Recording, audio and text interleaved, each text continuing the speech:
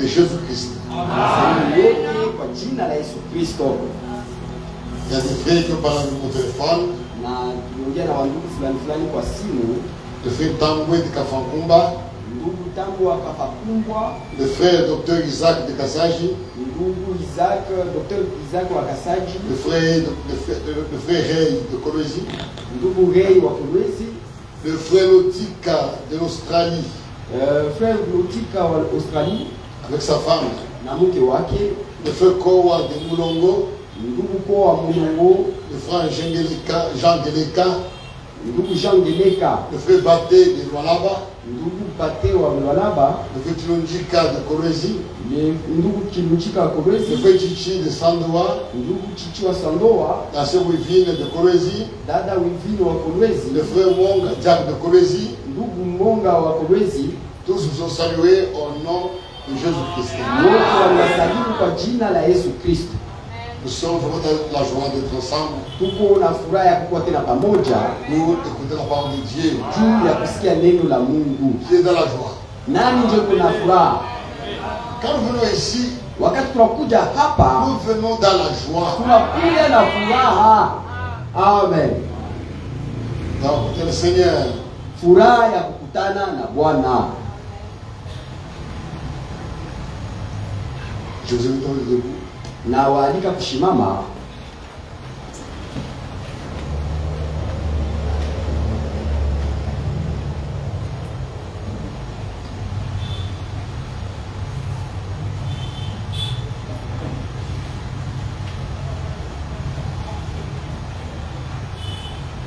Nous sommes dans Hébreu. Tutasoma ndani ya kitabu ya Waebrania chapitre 10. Sura 10. Du verset 35. Kuanzia usomi kumstari wa 35. Au verset 37. Mpaka kumstari wa 37. Seigneur de tout-puissant. Bwana mwenye nguvu zote. Voici rassemblés en ton nom. Sisi hapa tumekusanyika kwa jina lako. Nous ne sommes pas venus ici au nom d'une église. Hatukukuya hapa mjina ya kanisa fulani, ou au nom d'un prophète, ama kujina ya nabii fulani, ou au nom d'un prédicateur. ama kujina mhubiri fulani. Nous sommes venus ici nous rassembler au nom du Seigneur Jésus-Christ. Kama tulikusanyika mahali hapa, tulikusanyika kwa jina la Bwana Yesu Kristo. Et nous sommes contents. Na tuna furaha. Nous sommes consolés. Tunafarijiwa. Parce que vous avez fait une promesse à ce sujet. Sababu ulitoa ahadi juu ya ile. Tu as dit, ukasema, là où deux ou trois mahali wawili ama watatu sont rassemblés à mon nom, watakusanyika kwa jina langu, je serai au milieu d'eux. Nitakuwa miongoni mwao. Et par la foi, na kwa imani, nous savons que tu es présent.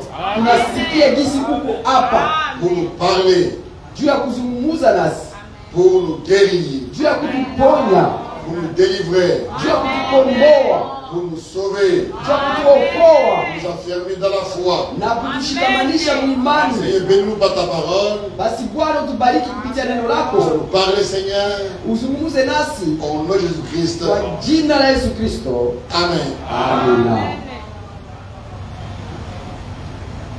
N'abandonnez pas votre assurance.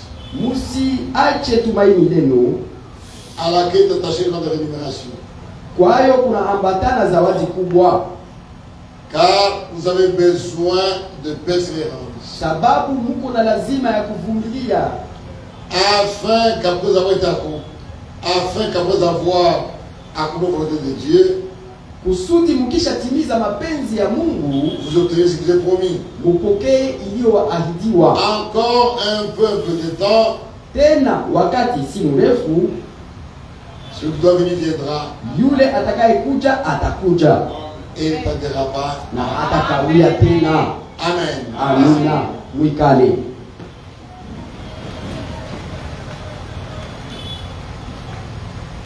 Encore un peu de temps. Tena wakati kidogo. Un peu de temps. Wakati kidogo tu. Celui qui doit venir viendra. Yule atakayekuja atakuja. Et qui est-il? Nani nani? C'est le Seigneur Jésus-Christ. ni Bwana Yesu Kristo. Nous l'attendons. Tuko na mngojea. Le Branham a répété plusieurs fois Ndugu Branham alisema mara mingi que Christ vient pour l'épouse 3 fois.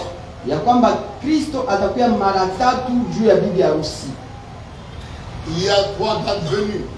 Kuko 3 ama 4 ya ujio. Il y a 3 grandes venues. Kuko ujio 3 kubwa de Christ. za Kristo. Il y a plusieurs venues, Maujio ni za mingi, mais il y en a 3 qui sont très importantes. lakini kuna 3 ambao ni za maana sana. La première venue Ujio wa kwanza est pour notre salut. iko juu ya wokovu wetu. Jésus-Christ est venu la première fois pour nous sauver. Bwana Yesu alikuja mara kwanza juu ya kutokoa. Deuxièmement, Ya pili la venue que nous attendons maintenant, ndio hii ujio tuko na ngojea sasa, il vient pour nous prendre dans l'enlèvement. anakuja kutuchukua mkunyakuliwa, Et après cela, na nyuma ya ile il viendra régner avec nous au millénium. atakuya kutawala pamoja nasi kule utawala wa mwaka 1000. Quand quelqu'un dit qu'il est venu, Mtu akisema nilishakuja, quand quelqu'un dit que Christ est venu, mtu akisema Kristo alishakuja, demandez-lui, il sait de quelle venue. unamuuliza sasa iko ujio gani? La première fois, il est venu pour nous sauver. Ya kwanza alikuja kutuokoa. Et maintenant, il est venu pour faire quoi? Sasa ile alikuja alikifanya nini? Nous savons que Tunajua kwamba quand il vient la deuxième fois, wakati anakuja ya pili, qui est le retour de Christ, ile ujio wa Kristo qui est le retour, ya ambayo ni kurudi kwa Kristo, la deuxième venue, ile kurudi kwake kwa et pili, le retour de Christ. kukuja kwake kwa pili ndio kurudi kwa Kristo. Il vient pour nous prendre dans l'enlèvement. Anakuja kutukamata kwenda mbinguni, Et après cela, na nyuma ya ile, après la tribulation, wakati kutakuwa ile ziki kuu, après celle d'Israël, après le salut d'Israël, nyuma ya kuokolewa kwa Israeli, il viendra avec nous atakuja pamoja nasi pour régner au millénium. juu ya kutawala kule utawala wa mwaka 1000. Tout l'Ancien Testament, Agano yote ya kale, de la Genèse à l'Apocalypse, kuanzia mwanzo mpaka Ufunuo, pardon, de la Genèse à Malachie, kuanzia mwanzo mpaka Malaki, a parlé de la première venue de Christ. ilikuwa ikizungumzia ujio wa kwanza wa Kristo. De la Genèse Kuanzia mwanzo à Malachie, mpaka Malaki, l'Ancien Testament parlait principalement agano la kale lilisema kwanza mara mingi sana de la venue de Christ pour nous sauver. Agano la kale lilikuwa nasemea sana kurudi kwa kwanza kwa Bwana Yesu Kristo. Et le Nouveau Testament, Na agano jipya, agano jipya de Matthieu kuanzia Mathayo Apocalypse, mpaka Ufunuo, le Nouveau Testament parle principalement agano jipya linatuzungumzia kwanza du retour de Christ. kurudi kwa Kristo. Ce que nous devons savoir, Kienu tunapasha jua, le Fils n'a jamais existé dans l'éternité. mwana haikukwaka kule mumilele. Le Fils Mwana n'a jamais existé dans l'éternité. hakukwaka kule mumilele. Jésus-Christ, Yesu Kristo comme Fils, kama mwana n'a jamais existé dans l'éternité. hakukwaka kule mumilele. Il n'a jamais été engendré dans l'éternité. Hakuzaliwa kule mumilele. Il n'a jamais existé dans l'éternité. Hakukwaka mumilele. Non. Hapana. Dans l'éternité, Mumilele Dieu Dieu, Mungu, Jéhovah, Yehova, Elohim, Jéhovah, Elohim, Yehova était seul. alikuwa ye peke. On ne parlait pas de fils Hakukuwa nasemeka mwana kule wakati ou cet esprit dans l'éternité. ama Roho Mtakatifu kule muumilele. Et le fils, Na mwana Jésus-Christ en tant que fils, Yesu Kristu kama mwana n'a jamais existé dans le Nouveau dans l'Ancien Testament. hayakuwaka muli kule muagano la kale. Il n'a pas existé dans l'éternité Hakukuwaka muumilele et il n'a pas existé dans l'Ancien Testament. na hakukuwaka kule muagano la kale. C'est ce qui a échappé aux théologiens. Hii sasa ndio yenye ilipotea wale wa teolojia. C'est ce qui a Hawakuelewa. échappé aux théologiens. Wale wa teolojia hawakuelewa. Watu wa Ils teolojia pensaient qu'il y avait trois dieux dans l'éternité. wazaka kule muumilele kukoka wa Mungu watatu. Un Père éternel, Baba wa milele, un Fils éternel, Mwana wa milele un Saint-Esprit na éternel. Roho Mtakatifu ya milele. Oui, ça c'était la confusion. Ile iko mchangano Et Dieu, kutokuelewa par vizuri. sa grâce, Na Mungu kupitia neema yake nous avons un prophète. akatutumia nabii, Et ce nous a été révélé. na njoo hii vitu vikatufunuliwa. Dans l'Ancien Testament, Muagano la kale le Fils n'existait pas. mwana alikuwa haikwake. L'Ancien Testament Muagano la kale annonçait seulement la venue du Fils. ilikuwa ikitangaza ujio wa mwana. L'Ancien Testament Agano la kale annonçait seulement la venue du Fils. ilikuwa ikitangaza ujio wa mwana. Voyez, No, le Fils mwana n'existait pas dans l'éternité. hakukuwa muumilele Et dans l'Ancien Testament, na hata mwagano Il la n'a pas kale existé. hakukuwaka. on l'a seulement annoncé. Walimtangaza tu Et on a commencé à l'annoncer na walianza mtangaza à la chute de l'homme. wakati tu mwanadamu alianguka, Quand l'homme était tombé dans le péché. wakati mwanadamu alianguka ndani ya dhambi. C'est à ce moment-là que la vie du Fils était annoncée. Ndio pale wakaanza tangaza ujio wa mwana, La vie du Rédempteur. ujio wa mkombozi. C'est vrai, il était seulement annoncé. Pale walimtangaza tu, Et nous lisons dans l'Ancien Testament. na tusome ndani ya Agano la Kale, Genèse 3. Mwanzo sura 3. Genèse Mwanzo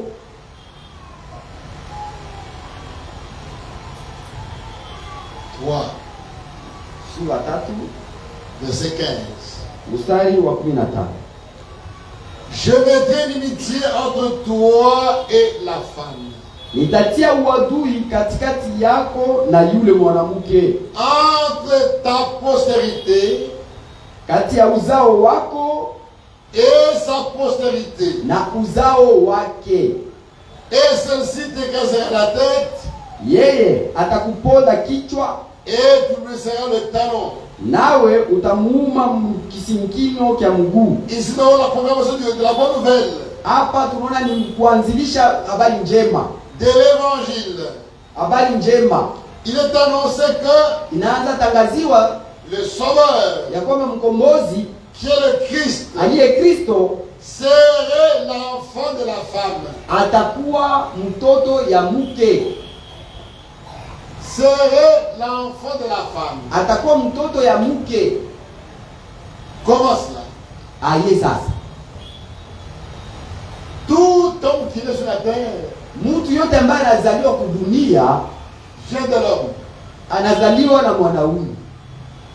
Tout homme, Mtu yote, qu'il soit mâle ou qu'il soit homme ou femme, akuwa wa kiume ama wa kike, tout homme est l'enfant du Père. mtu yote iko na baba.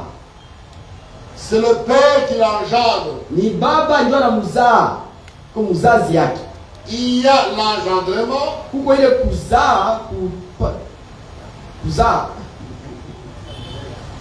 il y a l'engendrement ile kutoa mbegu, et il y a la naissance. na kuzaliwa. Ce sont deux choses différentes. Ni vitu mbili ya kutofautisha. D'abord, il y a l'engendrement. Kuko kutoa mbegu, Et après, suit la naissance. kisha baadaye ndio kunakuwa kuzaa. Ce qui naît, Kenye kinazaliwa c'est ce qui était d'abord engendré. ni kile kilitoka kwanza mbegu. C'est que Ndio kusema l'homme mwanaume met sa semence dans la femme. anatia mbegu yake kwa mwanamke, Et cette semence ile mbegu engendre un enfant. ndio inazaa mtoto, Et dans cette semence na mwile mbegu qui engendre l'enfant, inayoleta mtoto il y a tout ce qui serait. Il y a tout mukwamo vyote ce que serait cet enfant. yenye ule mtoto atakwaka, Tout est dans cette semence-là. vyote viko mwile mbegu. La taille, Burefu yake, le teint de sa peau, rangi ya ngozi yake, la forme de son nez, hali ya pua yake, tout est déjà dans la semence. vyote vilishakuwa kule mumbegu tayari, Mais il n'est pas encore un enfant. lakini hayakuwa mtoto. Il est seulement engendré. Bametoa tu mbegu, Et l'enfant, comme on a dit, na sasa mtoto anakuwa, et à la naissance, na sasa wa kuzaliwa kwake la femme enfante. mwanamke sasa anazaa. L'homme engendre, Mwanaume anatoa mbegu la femme enfante. na mwanamke anazaa. C'est vrai. Ni kweli, Sans un homme, bila mwanaume l'enfant ne peut pas avoir un enfant. mwanamke haezi zala. Pour qu'il y ait un enfant, Ili mtoto il akue, faut d'abord qu'il y ait la semence de l'homme. inaomba kukue chembe za mwanaume. Et nous tous ici, Na sote hapa nous venons de nos papas. tunatoka kwa baba zetu. Parfois, les gens ne comprennent pas. Mara mingi watu hawaelewaki. Quand sa femme et non seulement des filles, Wakati bibi yake kunazala tu babinti il se fâche. anasirika. Il dit ça c'est quoi? Huko bibi wa Il yeye y wewe nizaliaka tu mafie Et kila sa siku. femme divorce même. Wengine wanavunjaka mandoa yao. Ils ne comprennent rien. Ni kutokuelewa. Et les hommes Na watoto wa kiume et les filles na wa kike viennent de l'homme. bote wanatoka kwa mwanaume. Ça dépend de la semence que tu as sémée. Hii mtoto atatoka mbegu yenye ilipandiwa. Quand tu as la femme, la semence X, Kama unapatia bibi yako mbegu yenye wanaita X, c'est une fille naîtra. ndio kusema ni binti ndio atazaliwa. Quand tu donnes à la femme la semence Y, Wakati unapatia bibi yako mbegu yenye iko wanaita Y, c'est le garçon qui ndio naîtra. kusema ni kijana ndio atazaliwa. La femme n'a rien. Mwanamke yeye hana mbegu, Et l'enfant, c'est parce qu'elle a reçu. yeye anazalaka bila alipokea. Maintenant ici, Sasa hapa quand l'homme est tombé dans le péché, wakati mwanaume mtu alianguka mzambi, il est tombé entièrement. alianguka ye wote, Même sa semence était tombée. na mbegu yenye ilikuwa ndani yake nayo ikaanguka. Quand tu tombes, Wakati tu unaanguka, tombes entier. unaanguka wewe wote, Tout ce que tu es. utu wako wote, Et nous tous ici dans le monde entier. na sisi vyote wote mdunia Nous étions à Adam. tulikuwa ndani ya viuno vya Adamu, Nous étions à Adam. tulikuwa mu viuno vya C'est Adamu. notre représentant. Yeye ndio alikuwa anatuwakilisha, yeye ndio. Quand il est tombé, Wakati alianguka, tout le monde est tombé. watu wote wakaanguka pamoja naye, Et toute la semence de l'homme ne pouvait pas porter la vie. na ndio mbegu yote ya mwanadamu alikuwa anaweza leta uzima tena. Pourquoi Dieu, Ndio maana Mungu pour sauver l'homme, Dieu kuokoa mtu il dit akasema la semence de la femme. mbegu ya mwanamke. C'est-à-dire une femme Mwanamke sans rapport intime bila kujuana na mwanaume recevant une semence. anapokea mbegu, Recevant une semence atapokea mbegu qui n'est pas la semence d'un homme. yenye haiko mbegu ya mwanaume, Qui c'est la semence de Dieu lui-même. yenye itakuwa mbegu kutoka kwa Mungu Dieu mwenyewe. lui-même, Mungu mwenyewe au ciel, mbinguni va former une semence. atafanya mbegu yake Elle va la placer dans le sein de la femme. na kuiweka mtumbo wa mwanamke. C'est vrai. Ni kweli. Et la semence va enfanter. Et la femme va enfanter. Na mwanamke atazaa. C'est comme aujourd'hui nous voyons. Ni gisi tunaona leo. On prend un œuf. Wanakamata yai. On met dans la couveuse. Yenye wanatia mwifasi ya kutia kifukutu. Et la couveuse éclot. Na ile fasi ya kifukutu inatuma yai inazaa. Le poussé qui éclot là-bas. Ile kuku yenye inazaa ndio. N'est pas l'enfant, ce n'est pas le petit de la couveuse. Haiko mtoto ya ile fasi ya kifukutu. C'était ici qu'il a promis dès le commencement. Na ndio vile Mungu aliahidi tangu mwanzo Que la semence de la femme ya kwamba mbegu ya mwanamke va venir itakuja pour écraser la tête du serpent. juu ya kuponda kichwa ya nyoka. Notre ennemi, Adui wetu il est venu pour l'écraser, alikuwa kumponda, le vaincre, kumshinda pour nous libérer. juu tukombolewe. Amen. C'est vrai. Ni kweli. Et cette semence Na ile mbegu qui est ici la semence de la femme yenye inaitiwa hapa mbegu ya mwanamke est appelée aussi la semence d'Abraham. inaitiwa tena mbegu ya Abrahamu, La possession d'Abraham. uzao wa Abrahamu, Il va porter la bénédiction. ndio italeta baraka. Et au temps marqué, Na kwa wakati iliyowekwa dans le Nouveau Testament, mu Agano Jipya, la prophétie est accomplie. ile unabii katimilika. C'est vrai. Ni kweli. Cet enfant Ule mtoto qui était annoncé dans Psaume, aliyetangaziwa huku muzaburi, Psaume 2, Zaburi 2, qui était ni nani?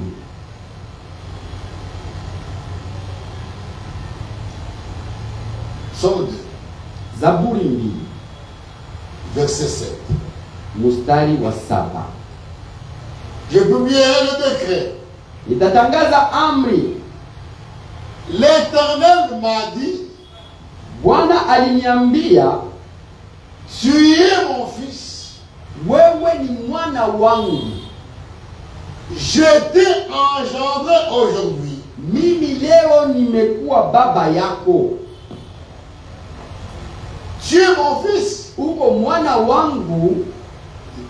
L'Éternel m'a dit, Bwana aliniambia, ou Jéhovah m'a dit, Yehova aliniambia, tu es mon fils. wewe ni mwana wangu, Je t'ai engendré aujourd'hui. nimekuwa baba yako leo. Je t'ai engendré aujourd'hui. Nimekuzaa leo. Notre langue est vraiment pauvre. Enfanté, c'est quoi? Vous ça. Engendré. Nimekuwa baba yako. Engendré, c'est couler ta mimba. Okay. Ça, engendré. Couler ta mimba. Quand quelqu'un rend une femme enceinte, Wakati mtu anabebesha mwanamke mimba, il a engendré un enfant. amezaa mtoto.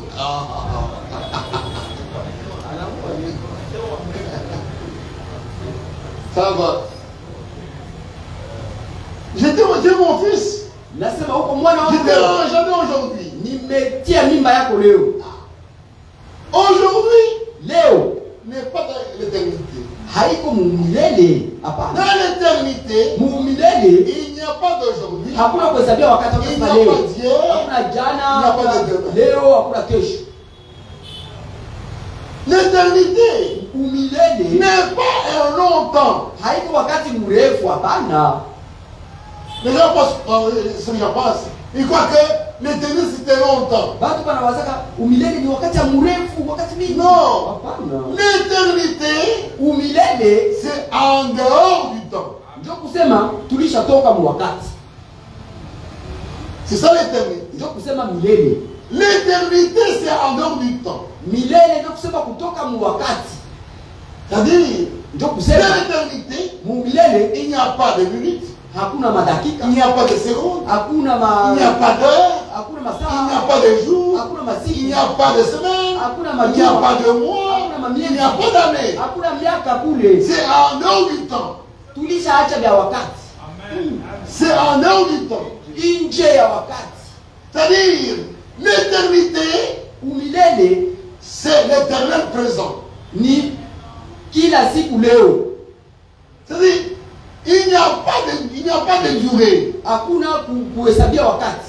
Voilà pourquoi. Ndio Dans maana l'éternité, muumilele on ne grandit pas. mtu akomalaki, Dans l'éternité, on ne vieillit pas. mtu azeekake. C'est vrai. Ni kweli. Dieu n'a pas d'âge. Mungu ana miaka. Ana miaka. Il est éternel. Iko milele. Il n'a pas de signe d'âge. Hakuna kitu yenye unaweza muangalia kwa sababu mimi naanza hesabia miaka.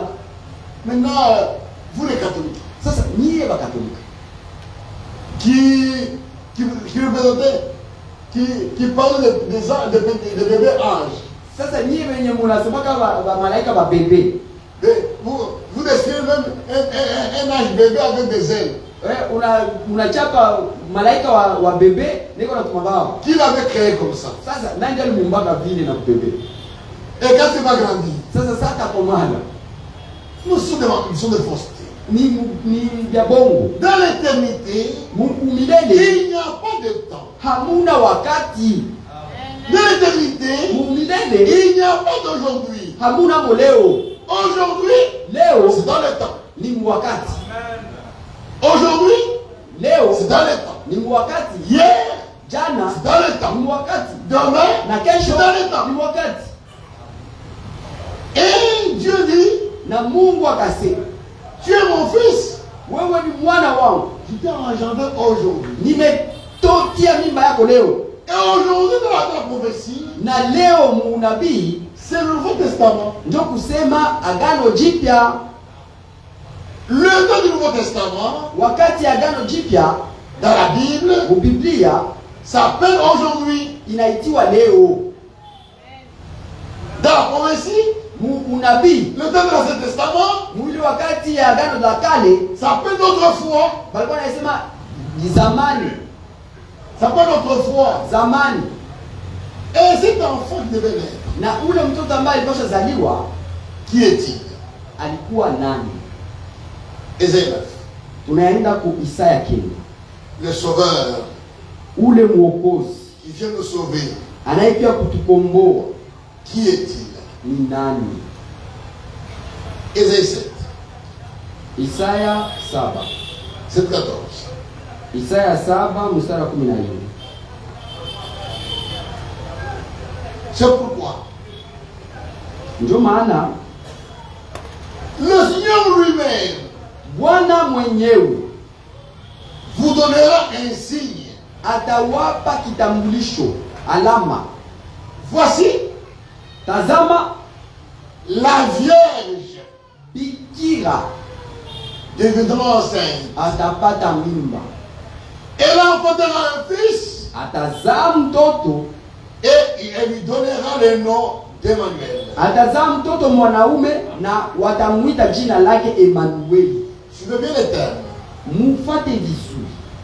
Voici, Tazama, la Vierge deviendra enceinte bikira atapata mimba et l'enfantera. na atazaa. Mais dans le psaume, il a été dit, Ule mzaburi ilisemeka, tu es mon fils, uko mwana wangu, je t'ai engendré aujourd'hui. nimetia mimba yako leo.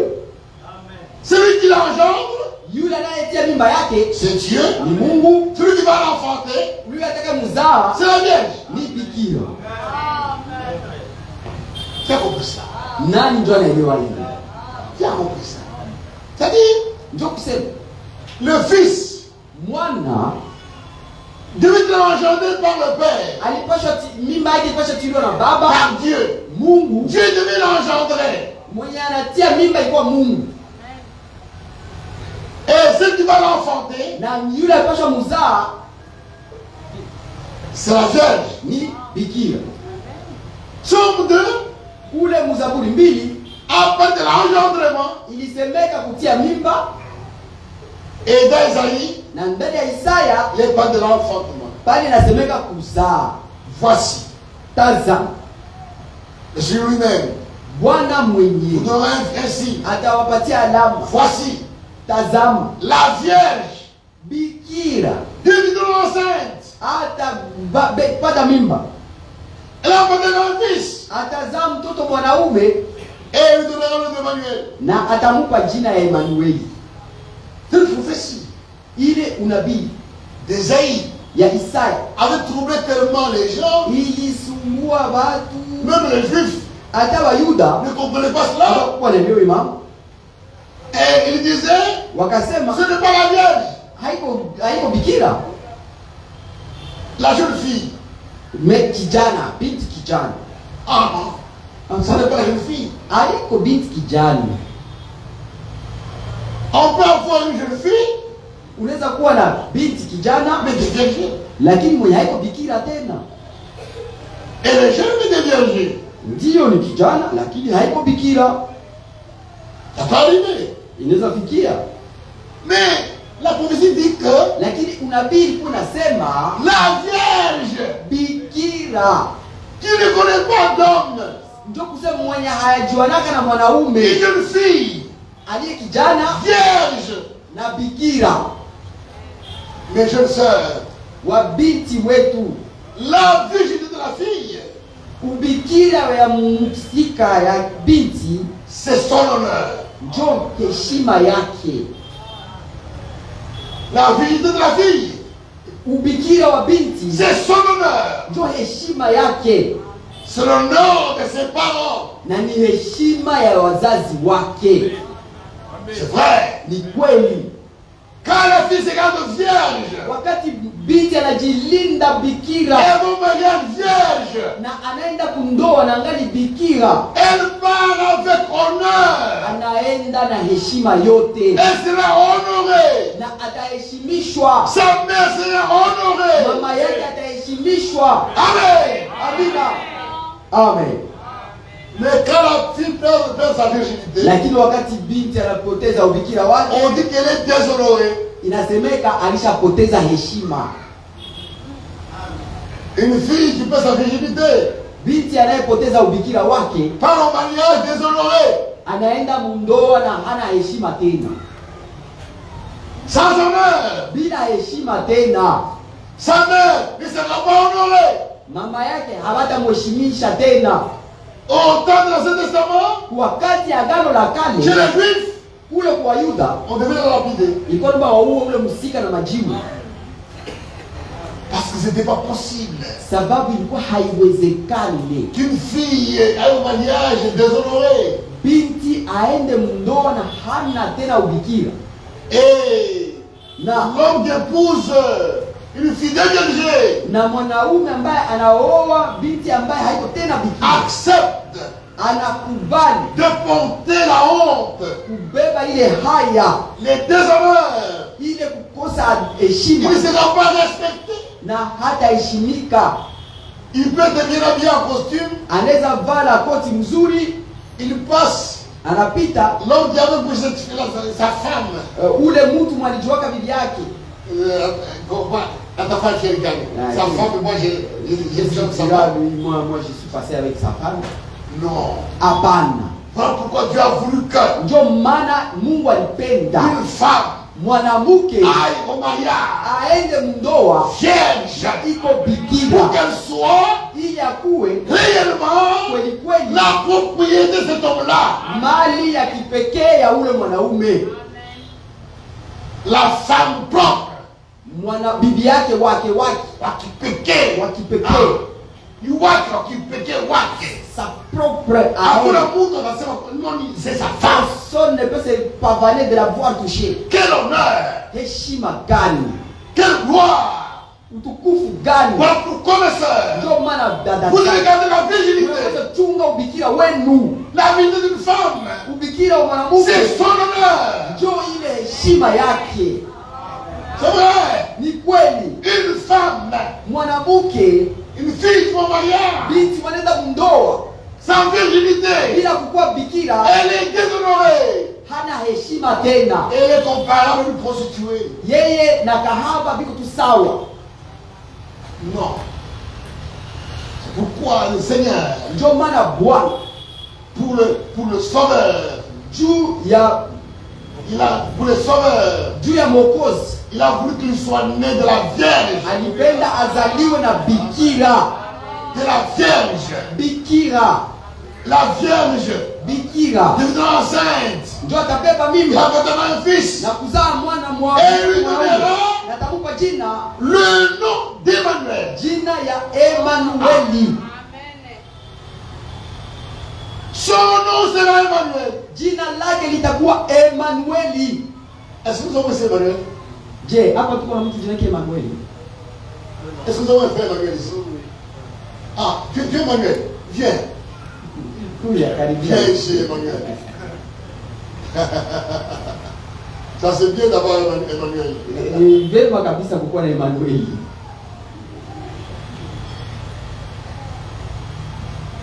Ce frère, Huyu ndugu, il s'appelle Emmanuel. jina yake Emanueli, Mais il n'est pas Emmanuel. lakini haiko Emanueli. Il n'est pas Dieu. Yeye haiko Mungu. Il n'est pas Dieu parmi nous. Haiko Mungu katikati yetu. Il n'est pas Emmanuel. Haiko Emanueli. Il porte seulement le nom d'Emmanuel. Anabeba tu jina ya Emanueli. Mais il n'est pas Emmanuel. Lakini yeye haiko Emanueli. Mais Jésus Lakini Yesu porte le nom d'Emmanuel. yeye anabeba jina ya Et Emanueli. il est Emmanuel. Iko kweli Emanueli. Amen. Amina. Jésus c'était Dieu lui-même. Yesu ilikuwa Mungu mwenyewe. Dieu lui-même. Mungu mwenyewe. Elohim. Elohim. Il va naître par la Vierge. Alipozaliwa na bikira. C'est vrai. Ni kweli. Ésaïe 9. Isaya 9 Verset 5. mstari wa 5. Un enfant nous est donné. Maana mtoto amezaliwa kwa ajili yetu. Car un enfant nous est né. Sababu mtoto amezaliwa kwetu. Un fils nous est donné. Mtoto wa kiume ametupewa. C'est un don de Dieu. Iko zawadi ya Mungu. Un enfant nous est donné. Mtoto ametupewa. Un enfant nous est né. Mtoto amezaliwa kwetu. Recevez-le. Mumupokee. Recevez-le. Mumupokee. Il est le don de Dieu. Yeye ni zawadi ya Mungu. C'est vrai. Ni kweli. C'est le don de Dieu. Ni zawadi ya Mungu. Moi, je m'appelle Dieudonné. Ni jina langu Dieudonné. Mais je suis Dieudonné. Lakini siku Dieudonné Je suis pas un nom. ni jina tu balini. Le don Ile zawadi. que Dieu nous a donné, Yenye zawadi yenye Mungu alitupa c'est sisi le Seigneur. ni Bwana Jésus-Christ. Yesu Kristo. Amen. Le don. Yeye ndio zawadi. Le don que Dieu nous a donné. Zawadi yenye Mungu alitupatia. Maintenant, Sasa si quelqu'un vous donne un don kama mtu anakupa zawadi et que tu ne reçois pas cela, na we hauipokei, c'est un mépris. si ni kazarau. Dieu nous a donné un don Mungu alitupatia zawadi pour notre salut. juu ya wokovu. C'est le Seigneur Jésus-Christ. Ni Bwana Yesu Kristo. Il est le don de Dieu. Yeye ni zawadi ya Mungu. Dieu a aimé le monde. Mungu akapenda ulimwengu sana Il nous a donné, il a donné son fils. mpaka akatoa mwana wake wa pekee. Il nous a aimés. Alitupenda Un don. akatupa zawadi. Un don. Zawadi C'est l'expression de l'amour. iko usemi wa mapendo. Ah. Un don. Zawadi C'est l'expression de l'amour. ni kuonesha kusema ya mapendo. Un don Zawadi est une marque d'amour. inaonesha mapendo. Quand quelqu'un t'aime, Wakati mtu anakupenda il te fait un cadeau. atakupatia zawadi. Pas pour comme dans le mariage. Ndio maana hata mndoa Pour marquer l'amour à sa femme. juu ya kuthibitisha kabisa ile mapendo kwa bibi De yako. temps en temps, on doit donner un cadeau. Saa zimwa unakuwa mletea mazawadi. Ah, tu donnes un cadeau. Unamletea zawadi. C'est la marque d'amour. Ile inaonesha mapendo. Un cadeau. Zawadi. Tu donnes un cadeau à quelqu'un, Wakati unapatia zawadi mtu, ça veut dire que tu l'aimes. ile inaonesha unampenda. Dieu Mungu nous a tellement aimés. alitupenda sana. Qu'est-ce que vous nous donnez? Kitu gani tena unapatia tena? Il a cherché qu'on nous donne. angetupatia nini? Il cherchait quoi nous donner. Alikuwa akitafuta nini atatupatia. Il a trouvé que Akakutana pour notre salut, juu ya wokovu wetu il nous donne son fils. anatupatia mtoto wake. Jésus-Christ Yesu est le fils et le cadeau. iko zawadi.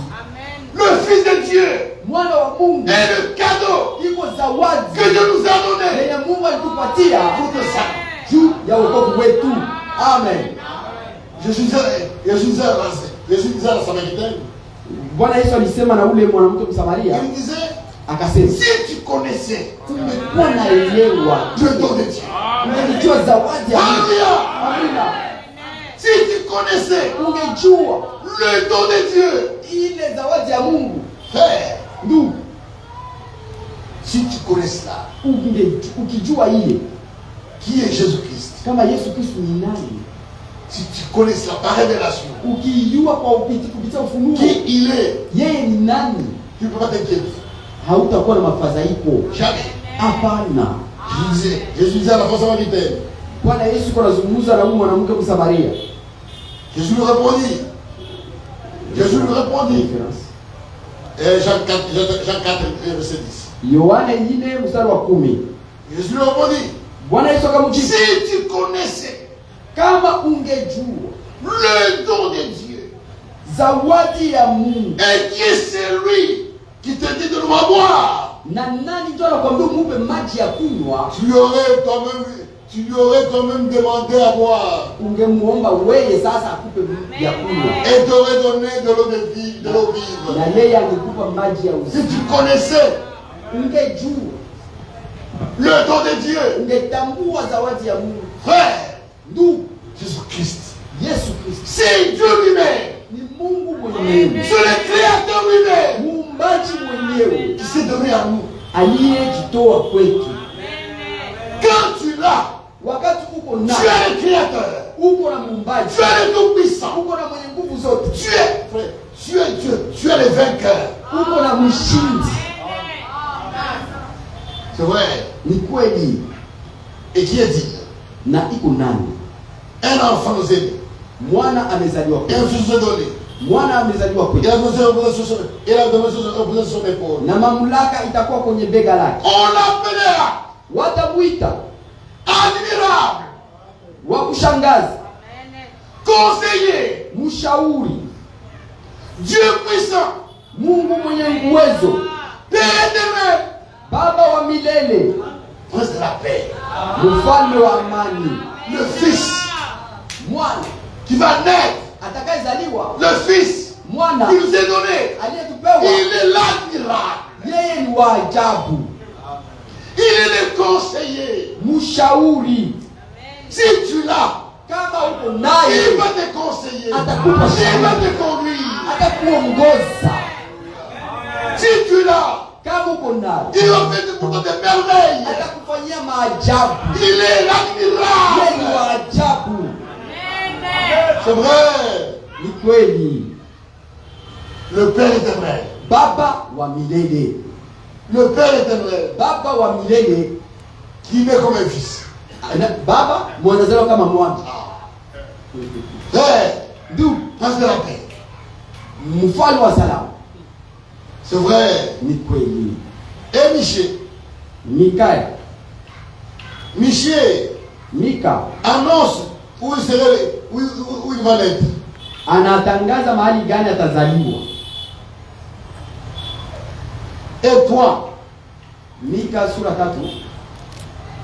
c'est pourquoi quand quelqu'un se lève, Wakati mtu anashimama, ivre d'orgueil, anavimba na kiburi, ivre d'orgueil, analewa kiburi, et il parle, il dit non, je suis le Christ. kisha anasema niko wa Kristo. Je suis le Christ. Ah, mimi ndio Kristo. Toi, Christ. Uko Kristo. Est-ce qu'à un moment tu es vierge? Je, mama yako alikuwa bikira. Quand tu étais né, Wewe sio mzaliwa. toi, la semence d'un homme, Wewe sio mbegu ya mwanadamu. tu deviens Christ comment? Kisha uligeuka Kristo saa ngapi? Oh, je suis Christ. Leo mimi ndio Kristo. Toi, tu es Emmanuel. Wewe uko Emmanuel. Toi qui as vécu dans le péché, Uliishi mzambi. Tu as grandi dans le péché. Unakoma mzambi. Tu crois. Unaamini. On te sauve. Wanakuokoa. Tu deviens Christ. Kisha unageuka Kristo. Toi, un homme sauvé. Wewe mtu mliokolewa.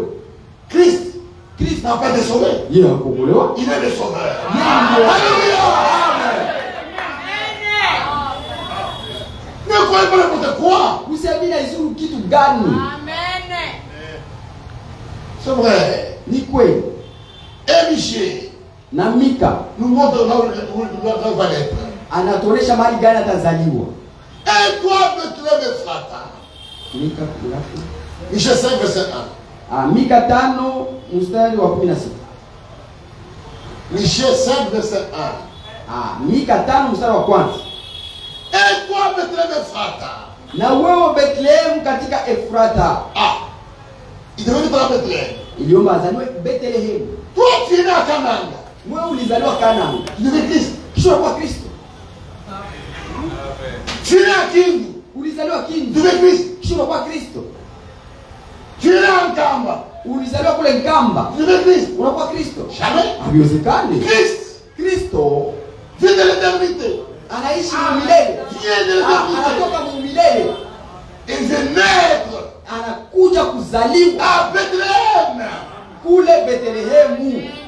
Et toi, Bethléem Ephrata. Na wewe Bethlehemu Efrata. Petit entre les milliers de Judas. Mdogo katika Yuda.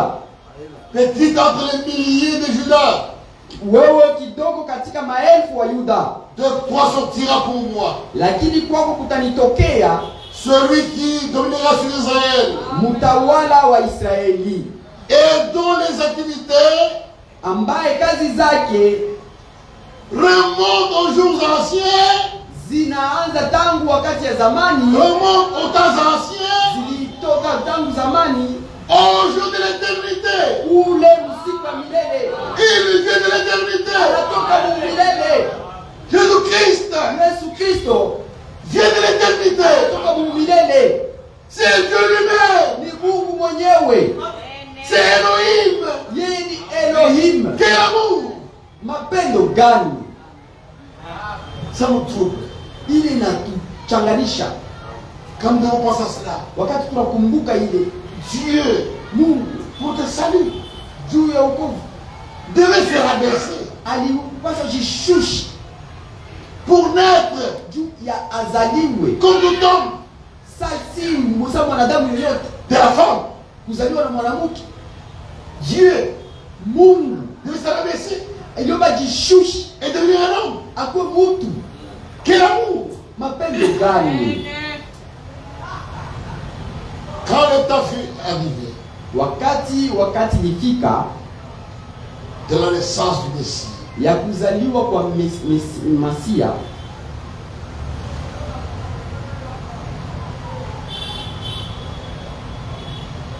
nous sommes dans Luc 1.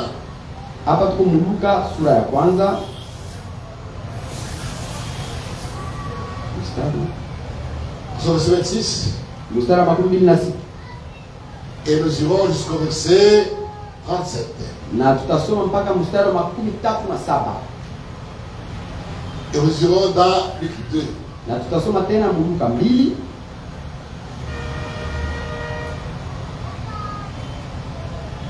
Au 6e mois, Mwezi wa sita, au 6e mois mwezi wa sita de la grossesse d'Élisabeth. wa mimba ya Elizabeth. Ah, ce n'est pas le 6e mois de l'année. Haiko mwezi wa sita wa mwaka, Non. hapana. Au 6e mois Mwezi wa sita de la grossesse d'Élisabeth, wa mimba ya Elizabeti, l'ange Gabriel fut envoyé par Dieu malaika Gabriel alitumwa na Mungu dans une ville de Galilée mumutaa moya wa Galilaya appelée Nazareth, ulioitwa Nazareti. auprès d'une vierge fiancée. Alimutuma kwa binti mmoja aliyekuwa mchumba wa mtu mmoja. Auprès d'une vierge fiancée à un homme. Kwa bikira mmoja aliyekuwa mchumba wa mtu mmoja. Voilà. Joseph Joseph était fiancé à Marie. alikuwa mchumba wa Maria. Et l'a respecté. na alikuwa Vous akimheshimu. n'avez pas couché pendant les fiançailles. Hakulala naye wakati ya uchumba wao. Ce n'est pas honorable. Haiko vya heshima. Ce n'est pas honorable Haiko vya heshima. qu'un homme Mwanaume couche avec sa fiancée pendant les fiançailles. wajuane na binti wakati wangali wachumba. Ce n'est pas comme ça, ce n'est pas honorable. Haiko vile ndio inapaswa kuwa. Il y a un temps de fiançailles, Kuko muda wa uchumba un temps de mariage. na wakati ya unyumba. Il y a un temps de fiançailles. Na wakati ya kuko na wakati ya mariage. Mais toi, tu couches avec elle avant. Sasa wewe unaanza kujua mbele. Et maintenant, qu'est-ce qu'on va faire pour Sasa tutafanya nini tusao kwa kufanya bibi na bwana? Parce que vous êtes jamais marié vous-même. Sababu mshajifanya nini peke kwa bibi na bwana? Non. Hapana. Joseph Joseph était un croyant véritable. yeye alikuwa mwamini wa kweli, Un homme honorable. mtu wa heshima, Un homme sérieux. mtu kabisa wa mtaratibu. Ne pas coucher avec sa fiancée pendant les fiançailles. Na mtu mtaratibu haezi juana na mchumba wake.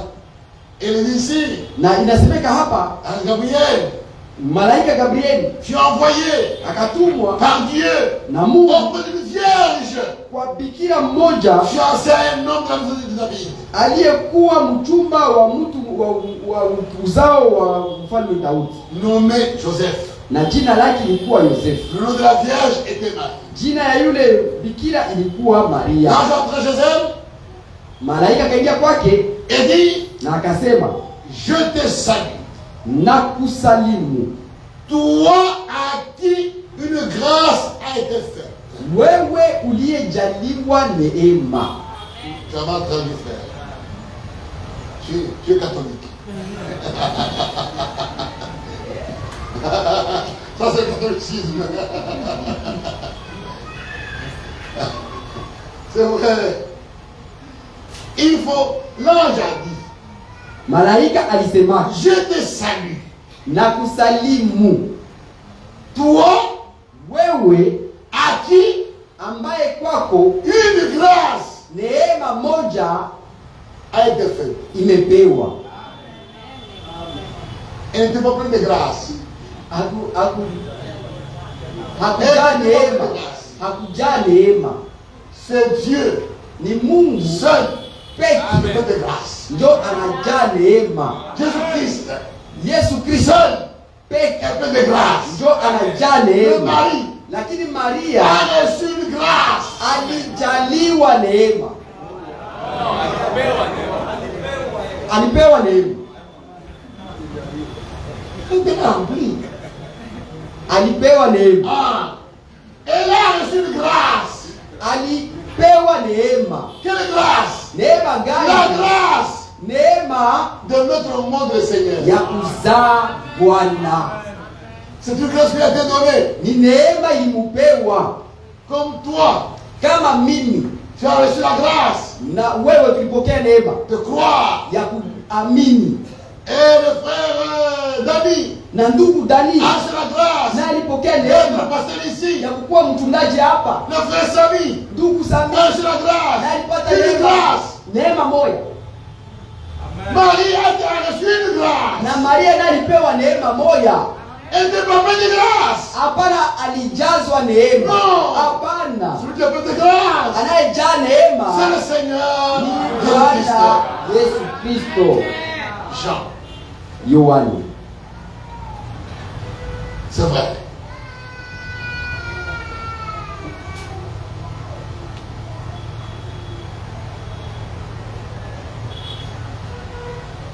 Jean, Yohane sura ya kwanza verset 15. mstari wa 15. Je lui ai rendu ce témoignage. Je lui ai rendu témoignage. Yohane alishuhudia Et kusema, c'est écrié. akasema kwa sauti, Et c'est écrié. akasema kwa sauti, C'est celui dont j'ai dit. huyu ndiye nilisema, Celui qui vient après moi anayekuja nyuma yangu, m'a précédé. na alikuwa mbele yangu, Car il était avant moi. sababu alikuwa bado sijakuwa. Et nous avons reçu. Na tumepokea, Nous avons reçu. na tumepokea, Nous avons tous reçu. sote tumepokea De sa plénitude. na uwingi wake, utele Nous wake. avons reçu. Tumepokea de sa plénitude kutoka uwingi wake, et grâce neema sur grâce. juu ya neema. Car la loi Sababu sheria a été donnée par Moïse. ilipewa na Musa, La grâce neema et la vérité na kweli sont venues zilikuja par Jésus-Christ. kupitia Yesu Kristo. Celui qui était plein de grâce. Yeye aliyekuwa na jaa neema. Mais Marie, Lakini Maria, l'ange lui dit, malaika alimwambia, je te salue. na kusalimu. C'était pas une prière. Haiko maombi. Pourquoi vous changer la salutation en prière? Jua nini munaweza geuza salamu au maombi? Catholique. Pourquoi vous avez changé la prière, la salutation en prière? Munageuza salamu au maombi? Non. Hapana. C'est une salutation. Ni salamu. Je te salue. Na kusalimu. Je te salue. Na kusalimu. Toi à qui une grâce a été faite, Ambaye umepewa neema. le Seigneur est avec toi. Bwana yu pamoja nawe. Tu veux passer par cette parole? Kupitia neno ile, Marie se demandait, Maria akaanza jiuliza, ce que vous pouvez signifier cette salutation. sasa maana gani ya isalimio kama hii? Elle ne s'étonnait pas de l'adoration. Yeye hakushangana na maabudu. Non. Hapana. Elle s'étonnait qu'est-ce que signifie cette salutation. Alijiuliza hii salamu ya hivi inamaanisha nini? L'ange lui dit, Malaika akamwambia, ne crains point, usiogope Marie, Maria, car tu as trouvé grâce devant Dieu. sababu umepata neema mbele ya Mungu. Voici, Tazama, tu seras, tu deviendras enceinte. utabeba mimba. Voici, Tazama, tu deviendras enceinte. utabeba mimba Et tu enfanteras un fils. na utazaa mtoto mwanaume. Deux choses. Vitu hivi, Tu deviendras enceinte. utabeba mimba, Engendrement. njo ile kupokea mbegu, Et tu enfanteras un fils. kisha utazaa mtoto mwanaume Et tu lui donneras le nom de Jésus. na utamupa jina ya Yesu. Il sera grand. Atakuwa Il mkubwa sera appelé fils très haut. na ataitwa Et mwana le wa aliye juu. Seigneur Dieu, Na Bwana Mungu il sera appelé fils du très haut. ataitwa mwana aliye juu. Et le Seigneur Dieu Na Bwana Mungu lui donnera le trône de son père. atampatia kiti ya enzi ya baba Et il baba yake, réglera sur la maison de David déjà éternellement. na ataweza kutawala yulu ya Yesu ufalme Bwana wa Daudi milele na milele, na utawala wake hautakuwa na mwisho. Marie entend ça. Maria anasikia hivi, Tu deviendras enceinte. utabeba mimba, Tu deviendras enceinte utabeba mimba et tu auras un fils. na utazaa mwana. Mais elle Lakini yeye ne couche pas avec son fiancé. alikuwa haiko na triche na kujuana na fiancé wake. C'est ça. Non, on dit, tu deviendras. Sasa utakuwa na mimba, utabeba mimba. Ah, bah ça. Meno Tu deviendras enceinte. utabeba mimba Et tu auras un fils. na utazaa mtoto. Marie pose la question. Maria akauliza. Marie dit à l'ange, Maria akauliza malaika, comment cela se fera-t-il? sasa ili itawezekana namna gani? Car Sababu je ne connais point d'homme. siyajuanaka na mwanaume. Je ne connais point d'homme. Siyajuanaka na Pour mwanaume. avoir un enfant, Juu ya kukuwa na il mtoto, faut un homme. sinomba kuwa mwanaume. Ne sois pas marié. Mimi siyakuwa wa mnyumba, Ne sois pas marié. siyaingia mnyumba, Je ne connais pas d'homme. siyajuana na mwanaume. Comment j'aurai un enfant? Ndakuwa na mtoto namna gani? Sois pas marié. Siyakuwa mnyumba. Là, je répondis, Malaika kamjibu, le Saint-Esprit Roho Mtakatifu viendra sur toi. itakuja juu yako Et la puissance na nguvu du Très-Haut ya aliye juu te couvrira de son ombre. itakufunika na kivuli chake. C'est pourquoi Ndio maana le Saint-Enfant, ule mtoto mtakatifu, le Saint-Enfant, mtoto mtakatifu, frère, ndugu, nous ne sommes pas de ça. si hatuko watakatifu, Nous avons été sanctifiés. tulitakasiwa. Mais cet enfant, lui, Ule mtoto yeye il est saint. iko takatifu, Il est saint. anazaliwa mtakatifu. Mais tous ne sont pas de ça. Si hatuko watakatifu, Tous. Nous ne sommes pas des saints. hatuko watakatifu. Nous ne le sommes pas. Hatuzaliwa watakatifu. Nous ne sommes des pécheurs. Tunazaliwa wenye dhambi. Mais cet enfant, Lakini mtoto yule il est né saint. alizaliwa mtakatifu. Pourquoi? Juu ya nini? Il est le saint. Iko yule mtakatifu. Il est le saint. Iko yule mtakatifu. Il est celui qui sanctifie. Na ni yeye yule anayetakasa. Et nous sommes des sanctifiés. Si tuko waliotakasiwa. Lui n'est pas sanctifié. Yeye hakutakasiwaka. Non, lui il est le saint. Yeye ndio yule mtakatifu.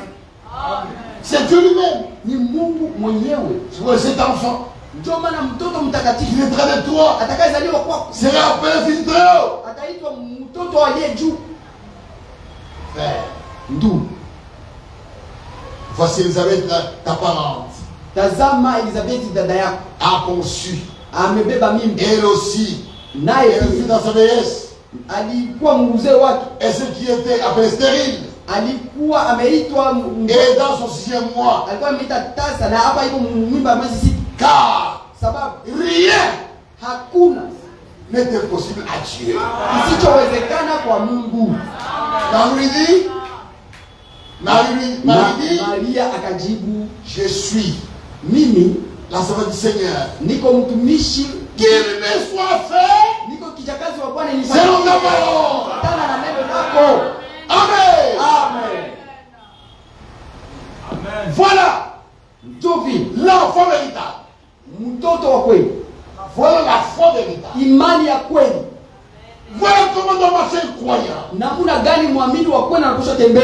Quand la parole est prêchée, Wakati neno elle linahubiriwa, est prêchée, inahubiriwa, elle est annoncée, inatangaziwa, elle vous semble impossible. inakuwa kuweye kitu inawezekana. Ta prière doit être, Maombi yako yanapaswa kuwa, Seigneur, Bwana, si tu es prêché, ile c'est la ilihubiriwa vérité. ni kweli, Mais moi, lakini je mimi ne le suis pas. siko vipi. Mais je te demande, Na kuomba qu'il me soit fait ilifanyike selon ta parole. kufuatana na neno lako. Amen. Amen. Seigneur, Bwana, qu'il me soit fait ilifanyikiwe selon ta parole. kufuatana na neno lako. Cette parole Hii neno qui est annoncée inayotangaziwa s'accomplisse en moi. itimilike ndani yangu. C'est vrai. Ni kweli. Oh non, c'est impossible. Comme moi, je ne peux pas. Ce n'est pas. Haiwezekani, Non. hapana. Devant Dieu, Mbele ya Mungu il n'y a rien d'impossible. hakuna kisichowezekana. Marie a cru. Maria akaamini, Et quand elle a dit que tu me sois sur ta parole, na wakati alisema inifanyikiwe kufuatana na neno lako, elle a cru. aliamini, Et sur le champ, na pale pale la grosse est tombée. mimba ikaingia, Elle est devenue enceinte akakuwa na mimba du Fils de Dieu. ya mwana wa Mungu, Emmanuel. Emmanuel. Il y a plus de temps. Wakati naishi Joseph, Yosefu, son mari était troublé. mchumba wa Maria akasumbuka. Quelques mois.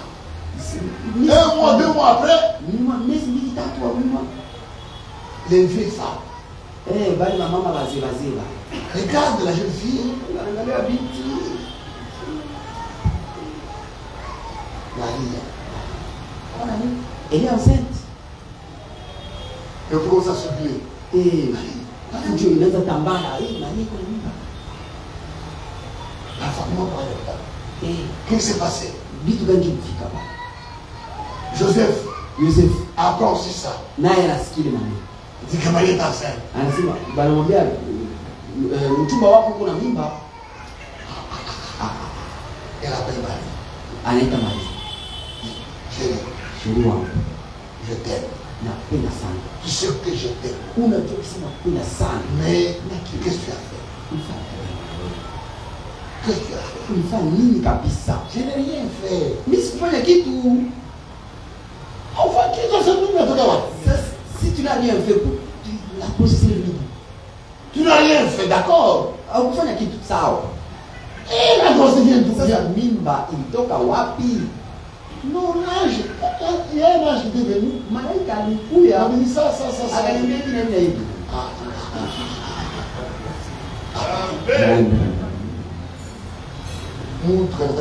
Qui peut croire ça? Nani ndio anaweza sikia maneno sana? Ou qu'il va gagner. Tu es vierge et la grossesse, ça tombe du ciel comme ça. C'est un tombe. Oui, c'est tombé du ciel. Tu vois? Au lieu de faire des scandales, kuliko niende kupatia haya, de commencer à crier, tuambie watu wote hapa de t'insulter, na kukutukanisha de faire honte, na kukuletea haya, séparons-nous dans les calmes. tuachane tu kimya kimya. Je ne dirai rien. Sitasema kitu, Je ne suis pas dans les calmes. tuachane kabisa. Je veux te faire honte. Nisipendi nikupatie haya. Disons ça. Iso. Que Dieu bénisse. Parce qu'on dit qu'il y a déjà d'autres traversées. Naenda kwa watu niomba wafike ngambo.